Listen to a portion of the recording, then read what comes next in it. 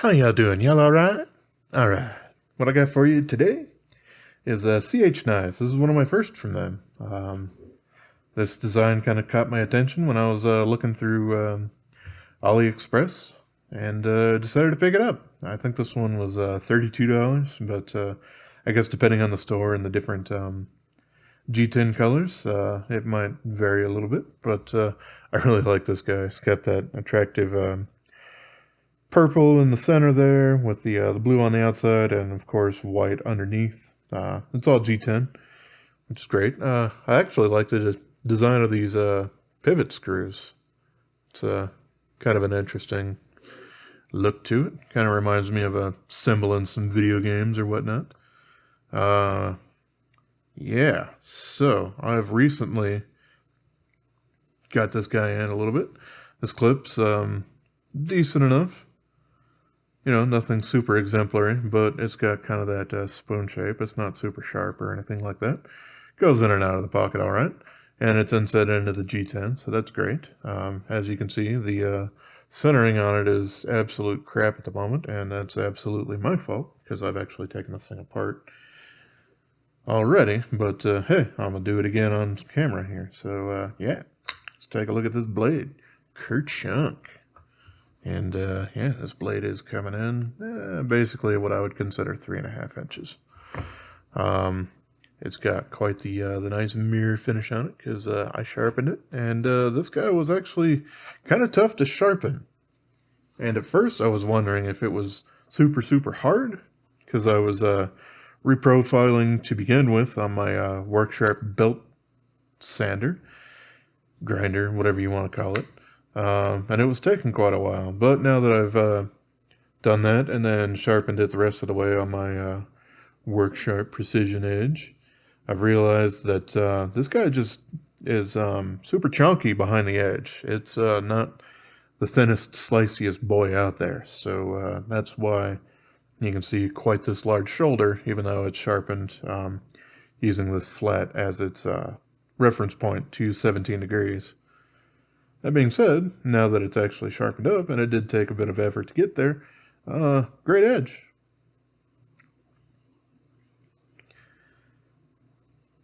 Yep, this is a 3511 in G10, as I pretty much mentioned at the first part. It's D2, and they do have a nice stone wash finish on there. I am appreciating that more and more and more. Especially because a lot of steels will scratch up on you, whether you like it or not. And yeah, it looks a lot better on a stonewash blade than it does on satin. So there you go. This guy, it's quite comfortable in the hand. You know, it's fairly darn neutral. It's got a little bit of the that area there, which gives you the extra cutout for the liner there. But yeah, very nice and comfortable. It's got some, I almost hesitate to call it jimping. It's kind of the opposite of a jimping up top here. And they're very knocked down and not incredibly grippy. Like it certainly serves its purpose, but it's not going to tear skin off your thumb if you're really forcing it there. But yeah, you can see this guy comes out quite thick. How thick? Let's find out, because I don't know.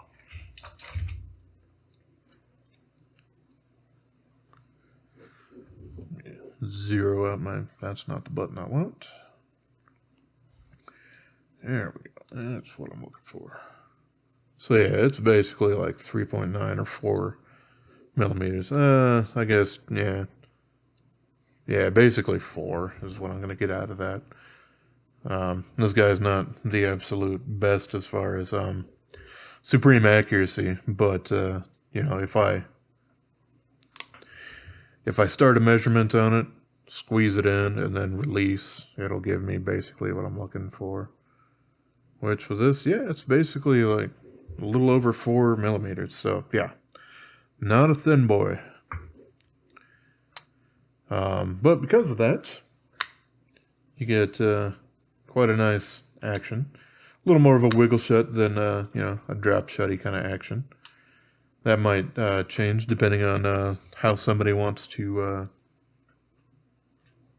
fiddle around with it and whatnot. You might be able to get a little bit better. And we got 0.58 of an inch thick, so that's right around kind of a standard way of thickness on those guys. And yeah, this white strip kind of going around there is milled out. So yeah, something I have noticed a little interesting with this one is the flipper tab has absolutely no jimping on it whatsoever. And like, unless you're working at the KY plant, it works quite nice because it's got a hook upwards and it's really designed for light switching and just works every single time. So that's quite great. I do like that quite a bit. How about if we go ahead and take a look on the inside of this dude? I did actually switch the pivot when I put it back in. Because usually if I take screws out from the backside here, that's the side that I assume that the screw side of the pivot would be on. But it wasn't the case on this one. But it was easy enough to flip over, so I did. This guy, you actually need to remove the clip to be able to take them apart. Because one of those two screws, this one in particular, has the clip screwing into the barrel spacer there. So, yeah. And there we go.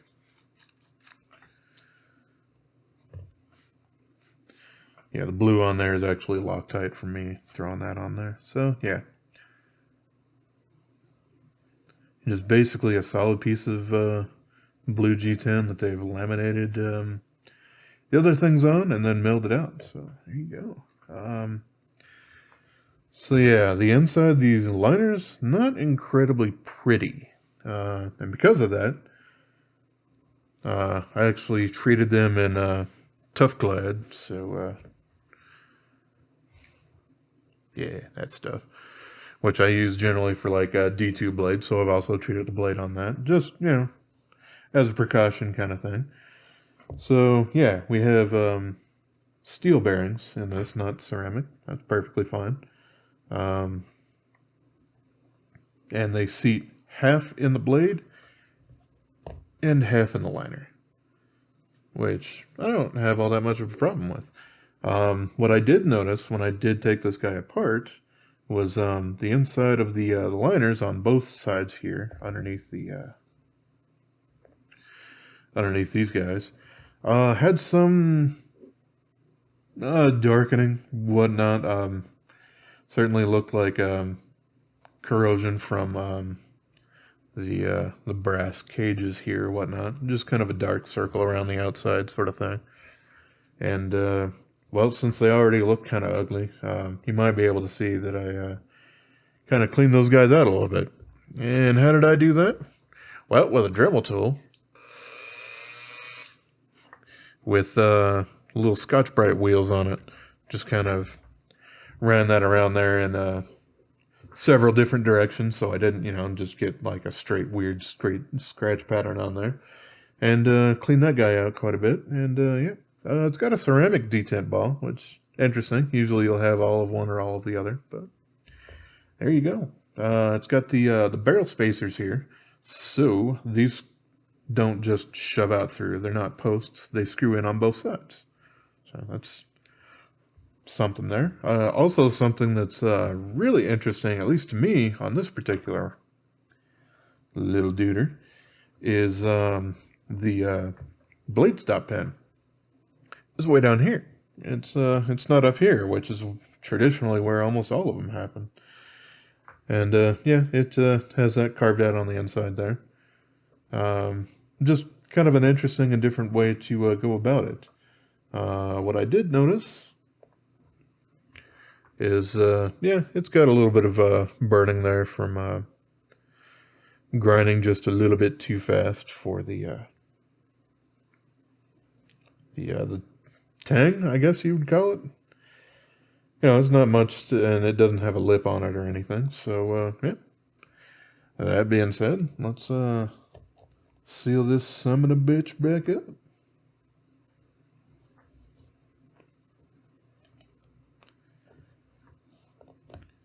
It, yeah, doesn't really have a D-shaped pivot or anything, but this guy hasn't given me any trouble taking them apart or getting them back together.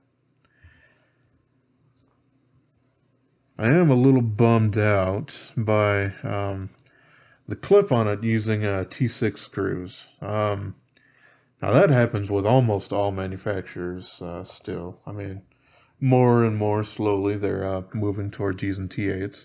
But what bothers me about this one in particular is that one of those T6 screws is actually holding or anchoring the knife together via the barrel spacer there. That's why I would prefer that it be T8, just because, you know, it's a little bit more important that you don't absolutely wreck one of those screws there.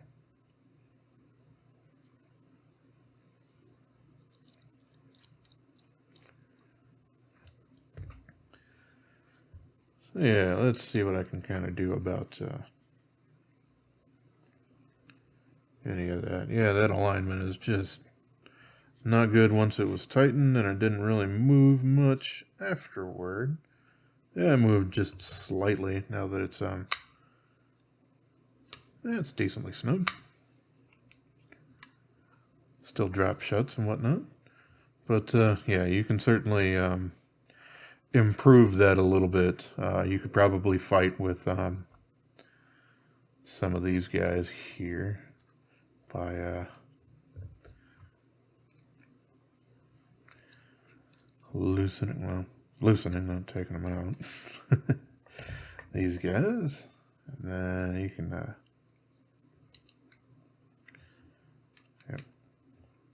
crank down on that guy a little bit, and that it's still favoring not the lock bar side but the other side, but not by much.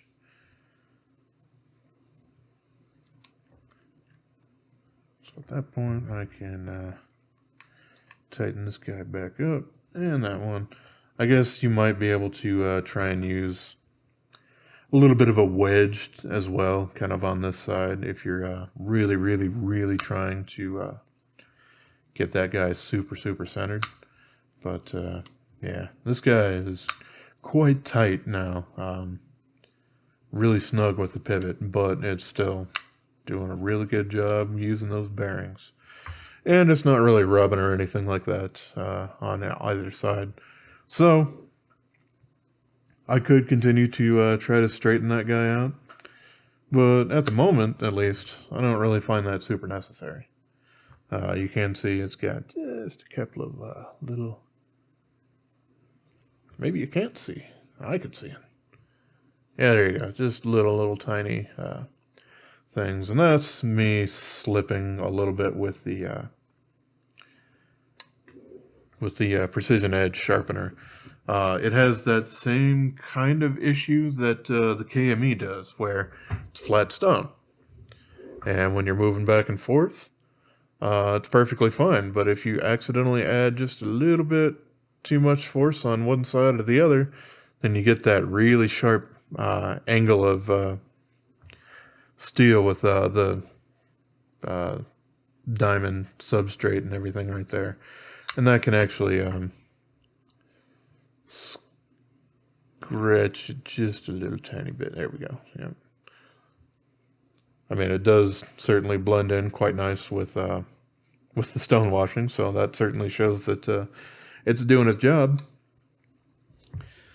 But yeah, it, at least from what I've experienced, it's much less severe on the precision edge than it is on the KME. But that being said, most of the time that I've had something really crazy happen with the KME, with the scratching of the blade and everything like that, it's actually when I've been using the very coarse one, or a couple of stones, especially the Beast, which is like a 50 grit. But yeah, the first stage as well. They're a little bit more destructive than than the other guys. So, yeah, there you go. There's a CH, what is it, 3511? Yeah, and G10. This guy comes in all sorts of different color variants, as I mentioned at the beginning. This one was the one that caught my eye, because, well, it's blue and purple. I like those colors. But it does also come in a lot of other stuff, black and white, and green and black, and yeah, there was just a whole bunch of variants, but this one was the one that kind of reached out to me, and it was kind of convenient because it was at the same shop where I was also looking at a Jan Xanadu knife, which I also picked up, but we will take a look at that a little bit later at a different point. You can see the lockup on that guy. It's fairly early. Certainly still very, very solid. So no problems there. But yeah, that's probably like, what, 20-25% lockup? Certainly works enough for me. So yeah, this is a neat little budget knife in that larger size for sure. 3.5 inches is probably on the large side for most EDC knives these days. Like I'm used to much larger. Like my Manix 2XL or whatnot, or something like that. Like I like these, but they're becoming a little bit more out of fashion, which is probably why some Spyderco knives that used to be hugely popular are dropping a little bit in popularity just because of their size. I'm thinking specifically the Police and the Endura, that being like 4 1/3 and 4-inch blades. And they now have the Delicas, which are still popular, at a 3-inch blade. And they've made an Endella, which kind of mixes the Endura and the Delica to have a 3.5 inch. So that seems to be, a little bit more kind of this length, which is cool.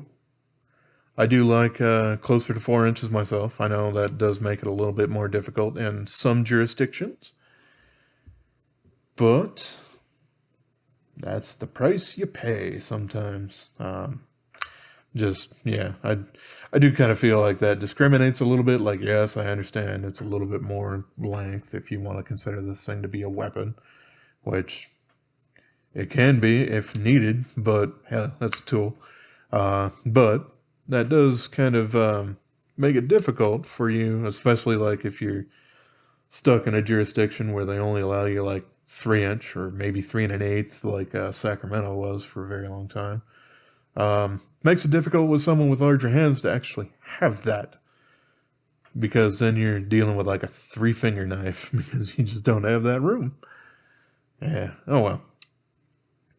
I guess the last thing I will mention is there isn't jimping, there isn't kind of any knockdown or anything like that going on with the liner there, but since it is proud of the other side, you have ample access to it. Absolutely no problems whatsoever. So, all right, yeah, that's all my thoughts here on the CH3511. I like it quite a bit. I could use the blade stock probably being a lot thinner. Like that makes this more of a hard use kind of thing going on there. But there you go. There's kind of the tipping point for you. Like if you do like super thick chunky blades, then that's great. But do keep in mind that you might need to add quite a bit of a shoulder to yours if you actually want quite nice slicing performance. So there you go. Alrighty. As always, I appreciate y'all for watching, and have yourself a wonderful rest of your day, yo.